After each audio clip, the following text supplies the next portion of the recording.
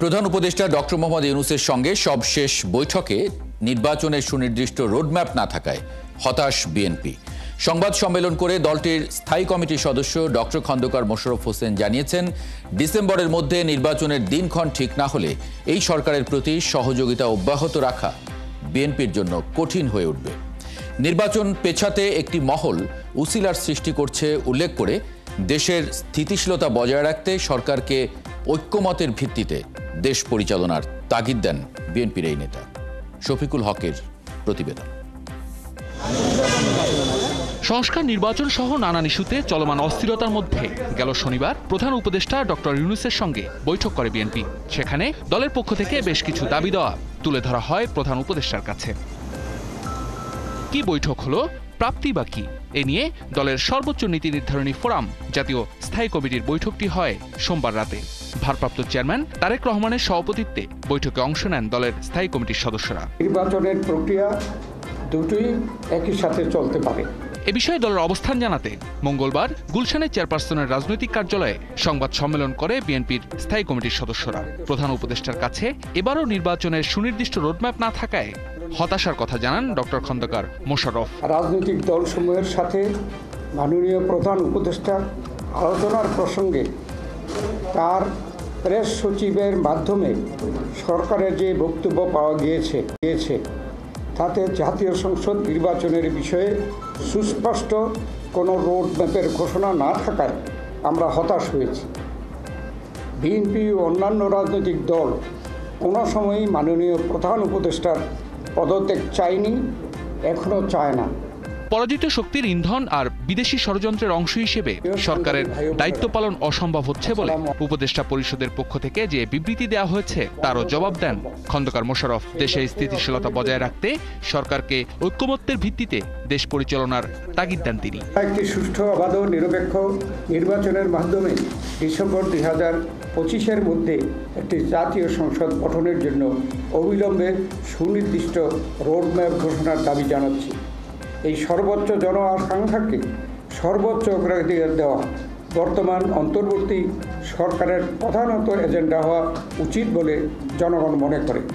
এর অন্যথা হলে জনগণের দল হিসাবে বিএনপির পক্ষে এই সরকারের প্রতি সহযোগিতা অব্যাহত রাখা কঠিন হয়ে দাঁড়াবে।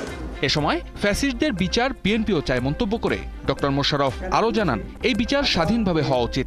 দিনক্ষণ দিয়ে আওয়ামী লীগের বিচার হলে তা প্রশ্নবিদ্ধ হতে পারে বলেও মন্তব্য করেন এই বিএনপি নেতা। আমি স্বাধীন বিচারও চাইব, আবার চাইব মুক্তিদিনের মধ্যে এই বিচার করতে হবে, এটা তো সাংঘর্ষিক। শফিকুল হক, ৭১, ঢাকা। রাজনৈতিক দলগুলোর সঙ্গে প্রধান উপদেষ্টার বৈঠকের পরেও নির্বাচনের দিনক্ষণ ঠিক না হওয়া বা কোনো রোডম্যাপ না আসার বিষয়ে বিএনপি হতাশা প্রকাশ করেছে। এ নিয়ে আমরা কথা বলবো। আমাদের সঙ্গে আজকে আছেন বিএনপির গবেষণা বিষয়ক সম্পাদক কৃষিবিদ শামীমুর রহমান শামীম এবং এবি পার্টির চেয়ারম্যান মুজিবুর রহমান মঞ্জু। আপনাদের দুজনকে স্বাগত জানাচ্ছি সংবাদযোগে।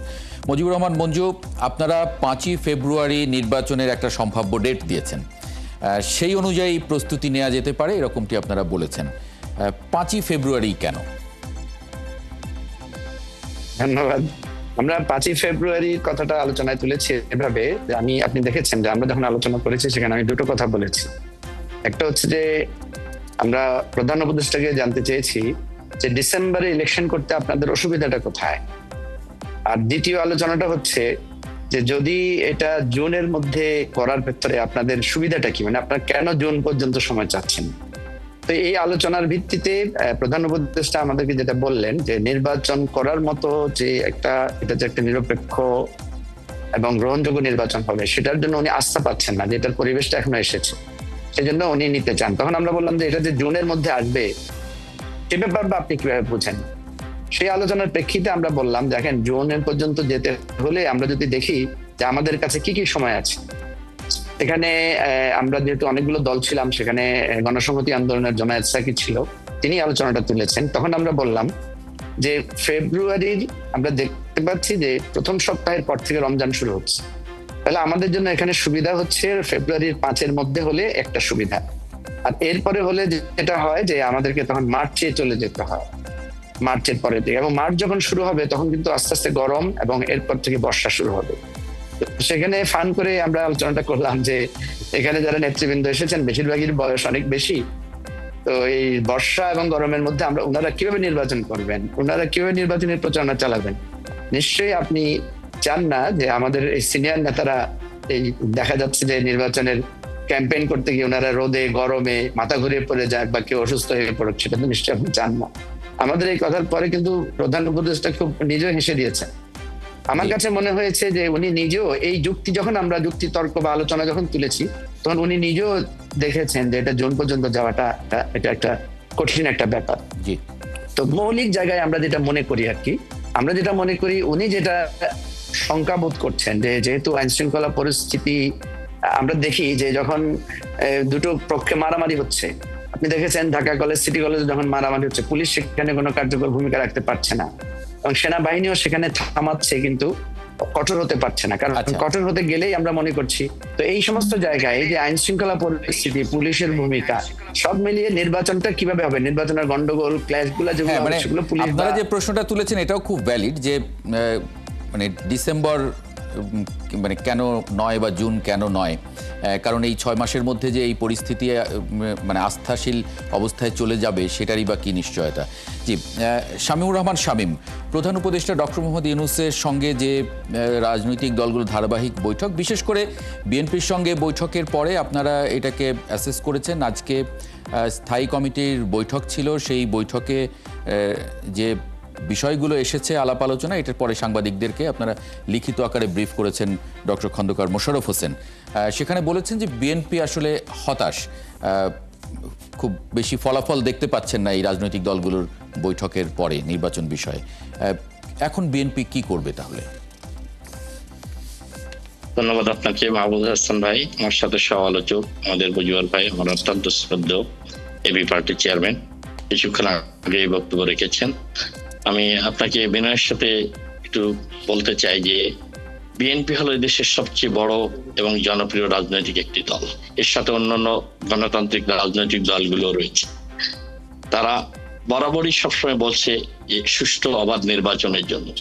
আপনি দেখুন আজকের যে বাংলাদেশের যে সংকট তৈরি হয়েছে, চতুর্মুখী যে সংকট তৈরি হয়েছে, আজকের যদি বিভিন্ন সংস্কারের নামে আপনি যদি সময় ক্ষেপণ করেন, দীর্ঘ সময় বিলম্বিত হয় জাতীয় নির্বাচন অনুষ্ঠানে, সেক্ষেত্রে মানুষের ধৈর্যের বাঁধ ভেঙে যাবে। মানুষের জন আকাঙ্ক্ষা, জুলাই অভ্যুত্থানের যে আকাঙ্ক্ষা, চেতনা, গণতান্ত্রিক শাসন ব্যবস্থায় বাংলাদেশকে ফিরে আসতে হবে। মানুষের হারিয়ে যাওয়া গণতান্ত্রিক অধিকার, নাগরিক অধিকার, মানবিক অধিকার, সুশাসনের অধিকার, সেই অধিকারগুলো ফিরিয়ে দেওয়ার জন্য তো একমাত্র পথ আমাদের নির্বাচন অনুষ্ঠানে। জনগণকে সুযোগ দিতে হবে তাদের ভোটাধিকার প্রয়োগের মাধ্যমে তাদের পছন্দ মতো প্রার্থীকে নির্বাচিত করতে পারবে। তা না হলে তো আজকে এই নির্বাচিত সরকার ছাড়া আপনি যতই সংস্কার করেন না কেন, এই সংস্কার যদি পার্লামেন্টে রেটিফাই করতে হয়, সেখানে তো পার্লামেন্টের অনুমোদন প্রয়োজন। আপনি সেটা সংবিধানে সংযোজন করতে পারবেন না। এই সরকারের সবচেয়ে বড় ম্যান্ডেট এবং চ্যালেঞ্জ হলো সবাইকে নিয়ে ঐক্যবদ্ধভাবে আলোচনা করে ঐক্যমতের ভিত্তিতে দ্রুততম সময়ের মধ্যে সংস্কার করে, যেটা প্রধান বিরোধী দল বিএনপি বলছে সবচেয়ে জনপ্রিয় রাজনৈতিক দল। ডিসেম্বরের মধ্যেই আমাদের দাবি এই সরকার যথাযথভাবে সংস্কার করে গুরুত্বপূর্ণ বিষয়। সরকার তো আস্থা পাচ্ছে না। মুজিবুর রহমান মঞ্জু যেমন বলছিলেন যে এখন সুষ্ঠু নির্বাচন করা যাবে কিনা এই সময়ের মধ্যে, আইন শৃঙ্খলা রক্ষা বাহিনীর যে পরিস্থিতি, দেশের যে সেখানে তো আসলে আপনি বলছিলেন যে মানুষ যদি আসলে ক্ষেপে ওঠে, মানে সেখানে তো আরো ভয়। তাহলে মানে যদি এই সমস্ত সংকট, এই যে প্রবলেম গুলো দেশে প্রতিনিয়ত আমরা দেখতে পাচ্ছি, এই 300-রও বেশি আন্দোলন বিভিন্ন শ্রেণী পেশার মানুষের সরকারের বিরুদ্ধে ইতিমধ্যেই করেছে। আজকের এই সরকার যদি নির্বাচনী রোডম্যাপ ঘোষণা করে, অস্থিরতা, এই অস্থিতিশীলতা বাংলাদেশে কেটে যাবে। আমি মনে করি আজকের এই সরকারকে জাতির সামনে সুস্পষ্টভাবে গণমানুষের প্রত্যাশা, জনগণের আকাঙ্ক্ষা, সেটাকে ধারণ করতে হবে। নির্বাচনী ব্যবস্থায় ফিরে এসে দ্রুততম সময়ের মধ্যে রোডম্যাপ ঘোষণা করে জনগণকে আশ্বস্ত করে কনফিডেন্সে আনতে হবে। আপনি তা নাহলে সংস্কারের নামে নির্বাচনকে যদি আপনি দীর্ঘায়িত করেন, মানুষের ধৈর্যের বাঁধ ভেঙে যাবে। কোনো কারণে যদি ওটাই ছিল, মানুষের যদি ধৈর্যের বাঁধ ভেঙে যায় তাহলে তো আরো বিপদ। তখন তো অবশ্যই পরিস্থিতি বিপদ। আরো খারাপ যদি হবে, মানে সরকারের তখন কাছে নির্বাচন করা তো আরো আপনাকে- কঠিন হয়ে যাবে। যে শোনেন, মুজিবুর আপনাকে এই রহমান সরকারের কাছে যদি নির্বাচনের জন্য আবার জনগণকে রাজপথে আন্দোলন করতে হয়, এটা অত্যন্ত বেদনাদায়ক হবে, দুঃখজনক। নিশ্চয়ই নিশ্চয়ই, দেশের তাতে জন্য, কোনো সন্দেহ গণতন্ত্রের নেই, জন্য এবং তাতে এই কোনো সরকারের সন্দেহ জন্য। নেই। সেইটা তো এই সরকারের উপলব্ধিতে থাকতে হবে। জি, মুজিবুর রহমান মঞ্জু, তাদের বেশিরভাগ অবশ্যই- রাজনৈতিক দল রোডম্যাপ চেয়েছে, আপনারা একটা সম্ভাব্য তারিখ দিয়েছেন, এটাও এক ধরনের রোডম্যাপই বলা যায়, মানে সরকারের সঙ্গে আলোচনার জন্য সামনে এটি পেরেছেন। মানে সব দলের সাথে প্রধান উপদেষ্টার বসার পরে আপনারা আসলে কোনো ধরনের সমাধান আশা করেছিলেন কিনা, বা বিএনপি যেমন বলছে হতাশ, এবি পার্টি আসলে কি ফিল করছে? হ্যাঁ, আমরা তো সুস্পষ্টভাবে একটা বক্তব্য রেখেছি, আমরা একটা লিখিত বক্তব্য ওনাকে দিয়েছি, এবং এর আগে কিন্তু আমরা একটা প্রেস কনফারেন্স করেছি, আপনি জানেন। হ্যাঁ। তা আমরা সেখানে বলেছি যে এখানে আমরা একটা সুস্পষ্ট গ্যাপ দেখতে পাচ্ছি। দেখেন, বিষয়গুলো কি জটিল অত না, কিন্তু যাই কোনো কারণে জটিল হচ্ছে। যেমন সরকার কি ইলেকশন দিবে না এরকম বলছে, উনি তো বলছেন যে আমি জুনের পরে একদিনও থাকবো না এবং আমি আপনাদেরকে প্রয়োজনে লিখিত দিব। এবং সরকারের উপদেষ্টা বারবার বলছেন যে এটা জুন থেকে 1 ঘন্টা, মানে জুনের এন্ড অফ দি জুন, এটা 1 ঘন্টাও যাবে না। তো এখন অর্থাৎ তাইলে নির্বাচনের মূল বিতর্কটা চলে আসছে ডিসেম্বর না জুন। এখন উনি ডিসেম্বরের মধ্যে মনে করছেন যে ইয়ে হবে না, মানে আইন শৃঙ্খলা পরিস্থিতি স্বাভাবিক হবে না। তো আচ্ছা, ধরেন আইন শৃঙ্খলা পরিস্থিতি ওনার কনফিডেন্সে আসলো বা ওনার একটা কমফোর্টেবল জোনে আসলো, তাহলে উনি তখন ডিসেম্বরে দিতে অসুবিধা কোথায়? আমরা এই ডায়লগ গুলো করতে চাই। আমাদের কথা হচ্ছে যে এখানে আন্দোলনের বিষয় তো না, এখানে হচ্ছে ওনাকে সহ মিলে এই জিনিসটা করা। উনি এখন দেখেন বিএনপির মধ্যে কিন্তু একটা সন্দেহ সংশয় তৈরি হয়েছে, এবং এই সন্দেহ সংশয়ের পেছনে কিছু যৌক্তিক কারণও ওনারা তুলে ধরছেন। এখন অসুবিধাটা কোথায় হচ্ছে যে বিএনপি বলছে, বা যারা বিএনপির একটা স্ট্রং আর্গুমেন্ট হচ্ছে যে আপনি যখনই ইলেকশনের ডেট ঘোষণা করবেন তখন আমরা সবাই ইলেকশনের দিকে চলে যাব এবং এই দাবি দাওয়া আন্দোলন এগুলো কমে আসবে। আর উনি হয়তো ভাবছেন যে দাবি দাওয়া আন্দোলন এই ঝামেলাগুলো কমে আসলে তখন আমি ইলেকশনের ডেট দেবো। তো এইটা আমি দেখছি কথার একটু মানে জিদ এবং কথারই একটা মানে উলট পালট হচ্ছে বা এদিক সেদিক হচ্ছে। তো এই জায়গাতে আমরা বলেছি এটা একটা বসে সমাধান সমঝোতা করার জন্য। এখন যেই প্রসেসে আমাদের পলিটিক্যাল ডায়লগ গুলো হয় এগুলো কিন্তু সমঝোতার ডায়লগ না, এটা হচ্ছে প্রফেসর ইউনূসের কাছে গিয়ে আমরা সবাই দেখেন প্রফেসর ইউনূসের প্রতি সন্দেহ সংশয় আছে, কিন্তু দিন শেষে সবাই বলছে যে না, আপনাকে থাকতে হবে, আপনার অধীনে নির্বাচন করতে হবে। বিএনপি আজকেও সংবাদ সম্মেলনে স্পষ্ট করে বলেছে যে তারা প্রফেসর ইউনূসের পদত্যাগ চান না, ওনার হাত দিয়ে একটা সমাধান চান। তাহলে তো একটা জায়গাতে একমত হলাম যে ওনার কাছে সমাধান, তাহলে ওনার কাছে সমাধান কি আমাদের মতো করে হবে না ওনার মতো করে হবে? এখানেই জাস্ট ব্যাপার, উনি কি আমাদের কথা মানতে হবে না আমরা ওনার কথা মানবো? এখন এখানে একটা সেটেলমেন্ট হয়ে গেলে হয়। অনেক সময় হয় কি জিদাজিদির কারণে আমি মনে করি আমি যেটা বলেছি আমি এখান থেকে সরবো না, আর অন্যরা মনে করে যে উনি যেটা বলছেন এটা থেকে সরবে না। তাহলে দুই পক্ষ যদি একটু সরে আসে, যেমন বিএনপি যদি ডিসেম্বর থেকে একটু আগায় যায় আর প্রফেসর ইউনূস যদি জুন থেকে একটু পেছনে আসে অর্থাৎ এগিয়ে আসে, তাহলে আমরা এই জন্য বলছি একটা সমঝোতার জায়গায় এটা ফেব্রুয়ারি হতে পারে অথবা মার্চের মাঝামাঝি। আচ্ছা, আপনারা একটা মাঝামাঝি একটা সম্ভাব্য, মানে যেটা সুবিধাজনক সম্ভাব্য, মানে সুবিধাজনক আমরা বলছি এটা যদি ফেব্রুয়ারির দিকে আসে আইন শৃঙ্খলা পরিস্থিতির একটু উন্নয়নের চেষ্টা হলো, আর না হলে ওনারাও একটু বিএনপি যেহেতু একটা ডিসেম্বর বলেছেন, বিএনপিও আমি মনে করি যে খুব এটার উপর অনড় থাকবেন, বিষয়টা এমন না।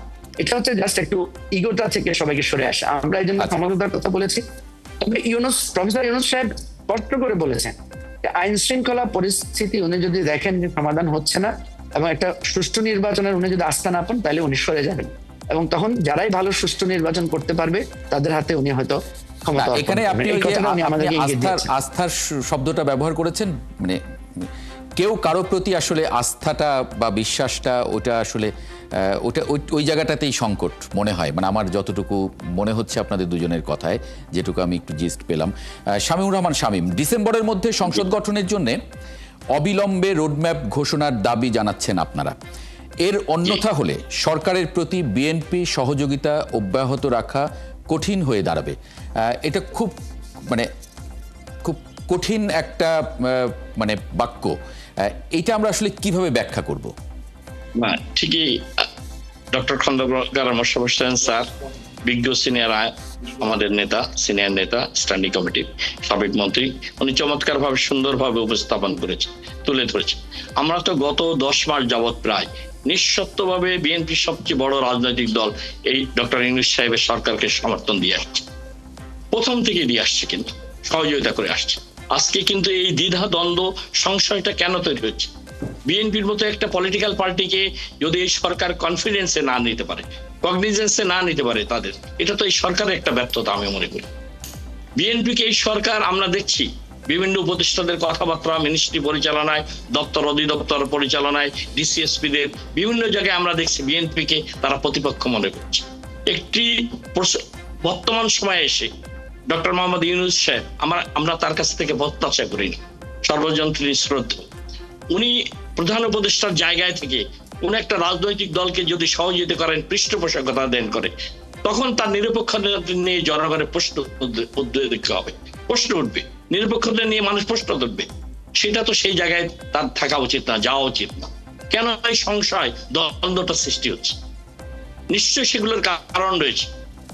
এটা তো প্রধান বিরোধী দলকে অবশ্যই কনফিডেন্সে অন্তর্বর্তীকালীন সরকারকে নিতে হবে। মাননীয় প্রধান উপদেষ্টা আজকে ওনার প্রেস সচিব যে বক্তব্য রেখেছেন, রীতিমতো শুধু বিএনপি না, গণতন্ত্রকামী সমস্ত মানুষকে, যারা গত 17 বছর ভোটাধিকার থেকে বঞ্চিত, আমরা গণতান্ত্রিক শাসন ব্যবস্থা থেকে বঞ্চিত, দেশে গণতন্ত্রকে হত্যা করা হয়েছে, গণতান্ত্রিক শাসন ব্যবস্থাকে রূপান্তরের মাধ্যমে আমরা প্রাতিষ্ঠানিক রূপ দিতে পারিনি, মানুষের অধিকার হরণ করা হয়েছে।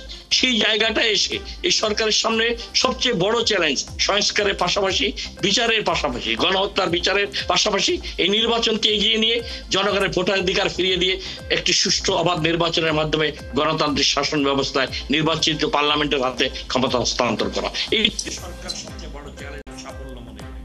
বিচারপতি শাহাবুদ্দিন সাহেব অতি নিকটে 91 সালের অন্তর্বর্তীকালীন সরকার 3 বছরে 3 মাসে তিনি একটি সুষ্ঠু নির্বাচন দিয়ে জাতির সামনে চিরস্মরণীয় দিন চলে গেছে। না, সেই প্রেক্ষাপটটা কিন্তু খুব সবগুলো রাজনৈতিক দল, ডান বাম, সবাই মিলে একটা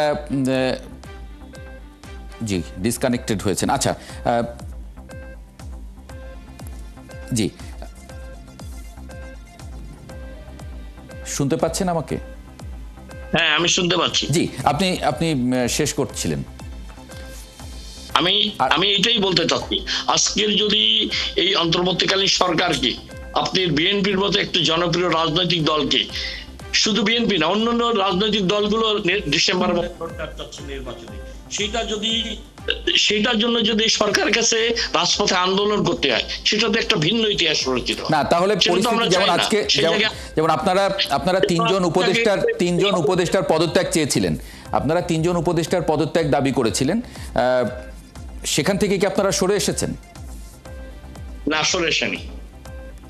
একটি অন্তর্বর্তীকালীন সরকারের প্রধান উপদেষ্টার কাছ থেকে আমরা নিরপেক্ষতা আশা করি। আচ্ছা, তাহলে নির্বাচন, ইশরাক হোসেনের শপথ ইত্যাদি বিষয় নিয়ে গণমাধ্যম এবং সামাজিক যোগাযোগ মাধ্যমে আমরা দেখছি যে অনেকেই এটা নিয়ে আলাপ করছেন যে বিএনপির সঙ্গে সরকারের একটা দূরত্ব দেখতে পাচ্ছেন তারা।